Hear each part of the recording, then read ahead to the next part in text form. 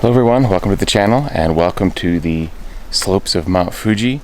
I am right now adjacent to the famous Aokigahara Jukai, or the Sea of Trees, in Yamanashi Prefecture, north slopes of Mount Fuji.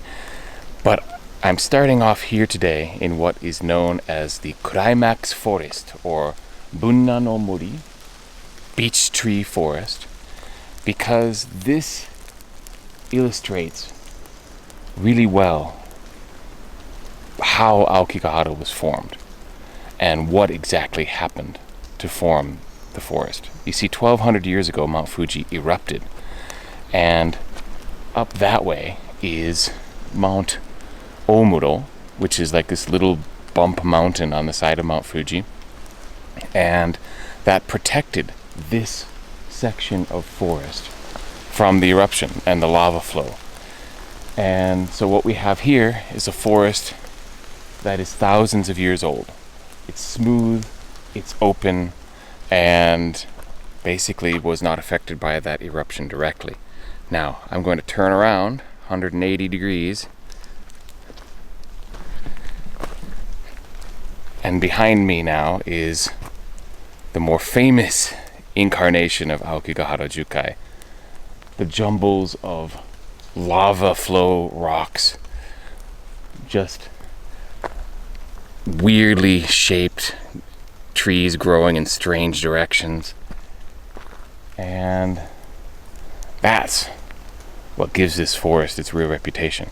But I'm starting here in the beech forest today because the purpose of this video is to try to lift the veil a little bit in terms of the mystery and allure of this forest, because so many people associate it with being a place to come and commit suicide, and YouTubers have done videos about finding bodies and what, I've even talked about it on my channel, but more as a PSA, like what you should do if you were to happen to find a body in the forest. But the truth of it is, it's very highly unlikely you would, because my good friend Chris has been stomping around this forest for 15 years and he's found a couple.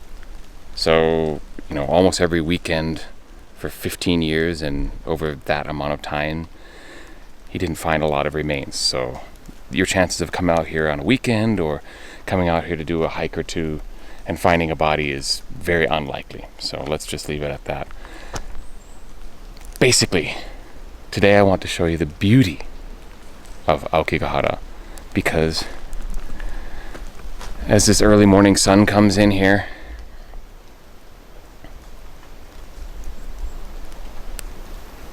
it's actually a really pretty place. Let's get going. Enough talking. Let's go see the forest.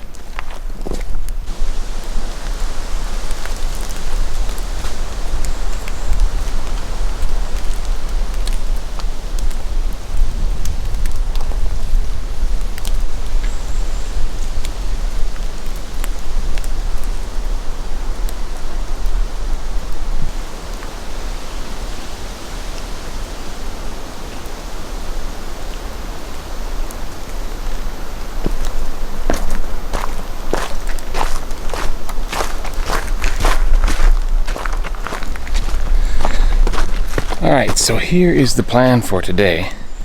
I've actually been to the beech tree forest before, and it's kind of on a circular path where you get to go past one of the wind caves, and it's also a really deep pit cave that's really scary to look into and would be dreadful to fall into. But I'm not going to go on that trail because I've been there before, and I'm actually going to be walking north. I'm going to go back to the main road from the beech tree forest, and I'm going to cross it. I'm going to head into the forest, heading north towards Lake Sai, or Saiko.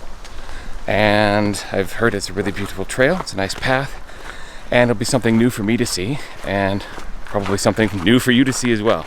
So that's where we're headed.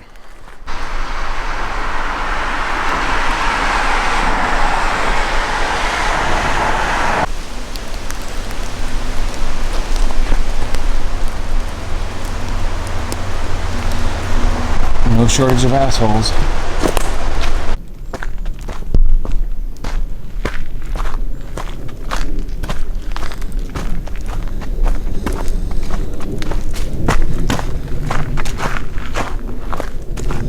clearly this part of the forest is less rough than where we just came from. We actually have clearings of ferns. Still, it would be an absolute workout to leave the trail. Lots of up, down, holes to stab your foot into.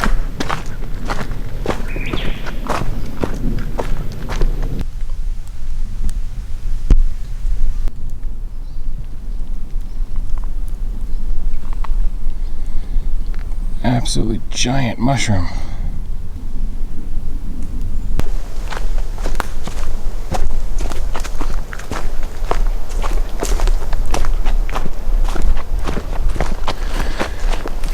As you can see, Aokigahara is a forest of many faces.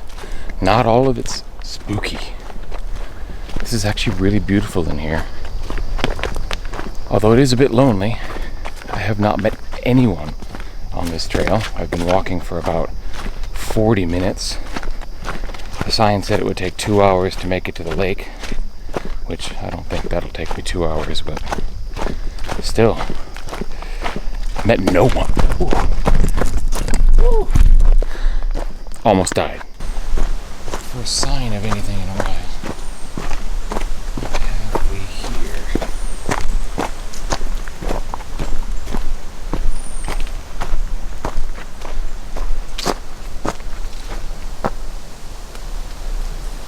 Okay.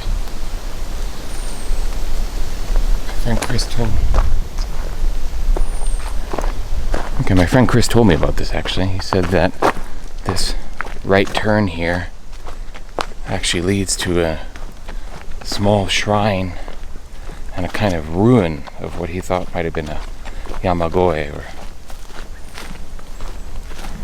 a kind of like a hiker station, or a someone's like residence to get away, live in solitude.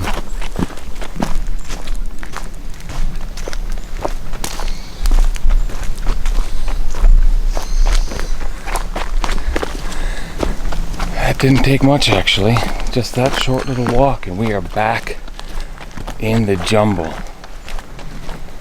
going deeper into Aokigahara that most people think of.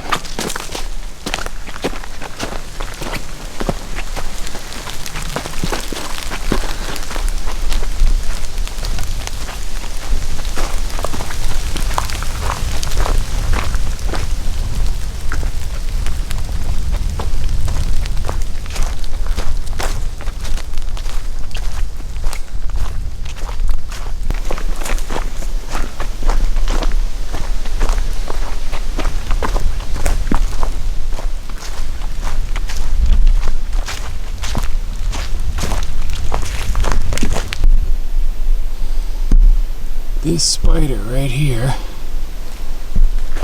has a web that crosses the entire path.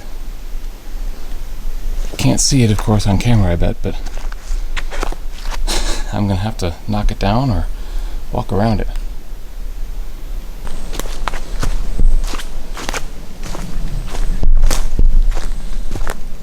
Chris did not lie.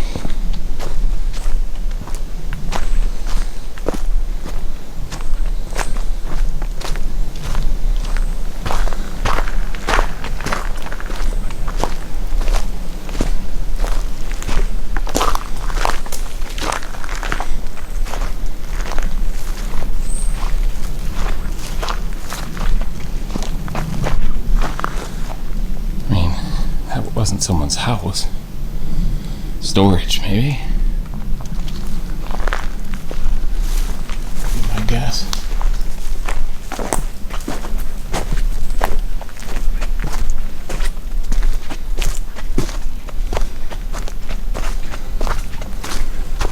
Aha. This would be the actual house. Check this out.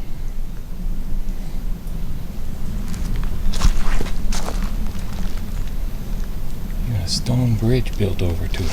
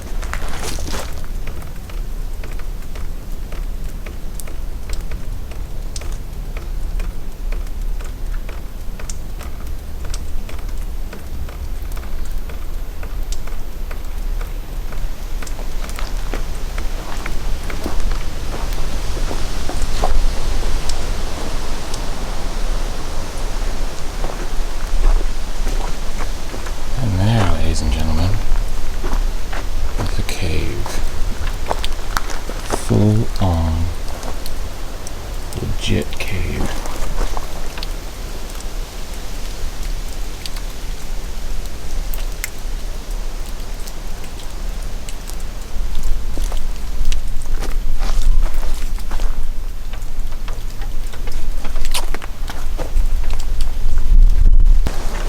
I cannot see the end of it. It's deep. And I'm not going to break the cardinal rule of spelunking and go in by myself. Maybe next time Chris can come along with me. But yeah, just a lava tube. Basically lava flowed over that and left this full-on cavern.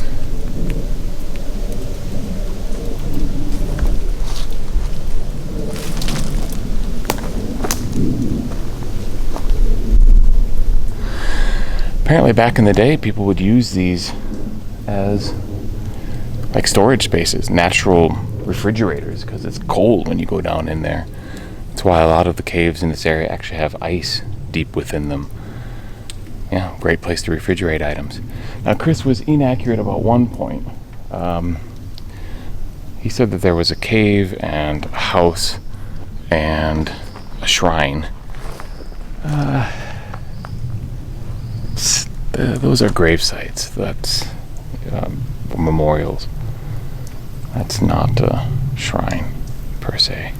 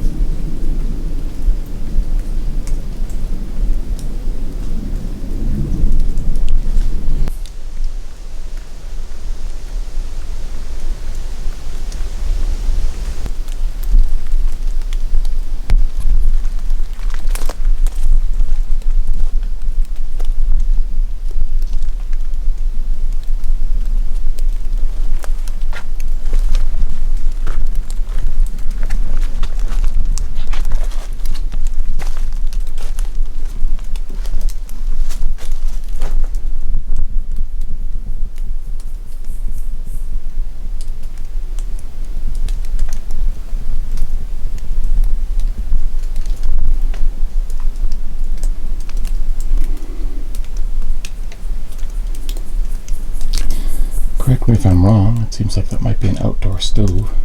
There's the door into the house.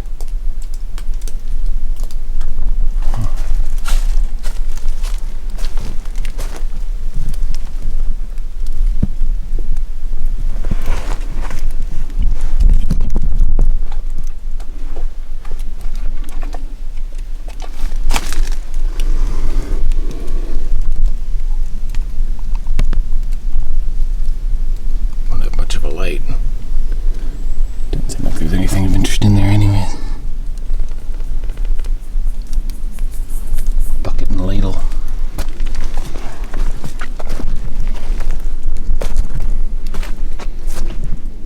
Ladder. Huh.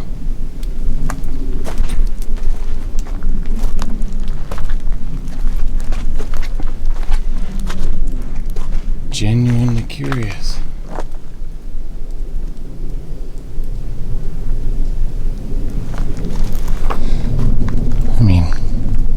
Gives you kind of a temporary living situation, feeling like your cabin getaway in the woods, but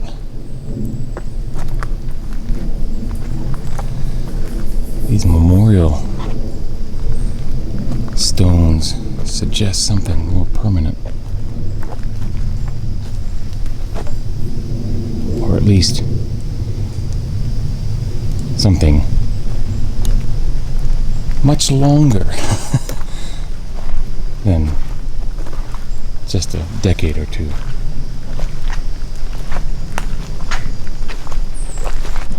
back to the main trail.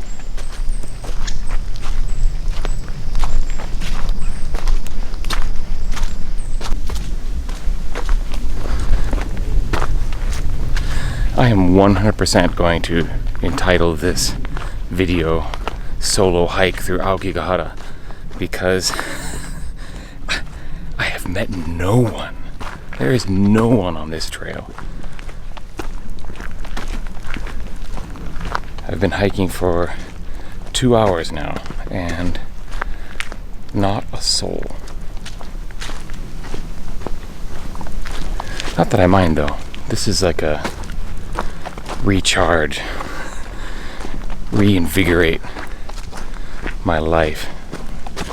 I'm one of those people that just has to get out into the woods sometimes, and during Corona that's been more difficult to pull off. So I'm really happy to be out here again. I mean, if you look at my past Aokigahara videos, the first two I made, I planned basically to create a series. And if you look at the dates of those, like the one I'm linking below, yeah, Corona came along and that didn't exactly happen. I filmed that one in March of 2020, so it's been too long. I've missed this place.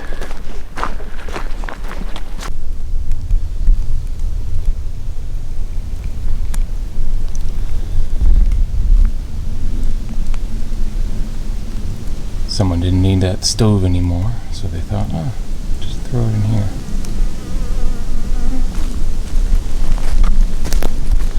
That's what you might find if you leave the path and look into a crevasse.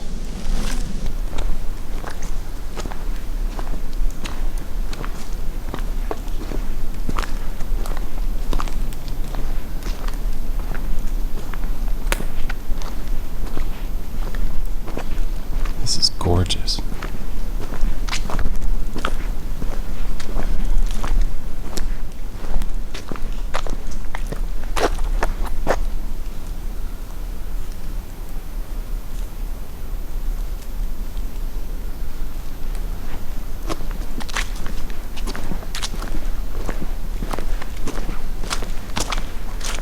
It's interesting. When I first started down the path from the road, my impression was that it didn't seem very Aokigahara-like in terms of how open it was and wasn't as jumbled, etc.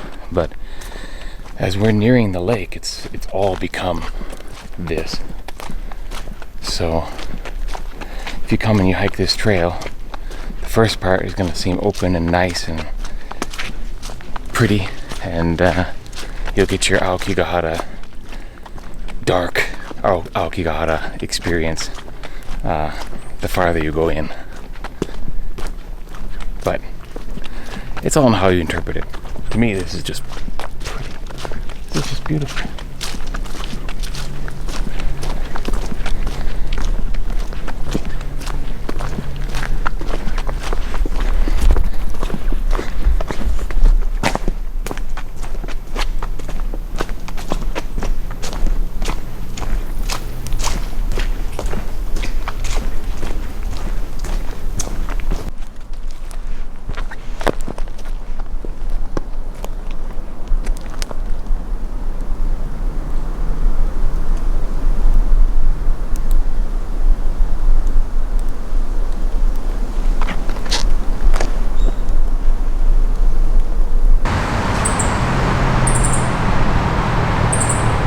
Alright, that is the highway, beyond which is Lake Shoji. That is my cue to turn around and head back up to my car. And I'm not going to go to the lake today. I've spent many a day next to that lake, and another video for another day. I want to thank you very much on coming on this Aokigahara hike with me, and I hope you enjoyed the video and some of the sights of the forest. I certainly did, and it reminds me of why I want to spend so much more time in this forest than I already do. Thanks for watching this video, and I'll catch you next time. Peace.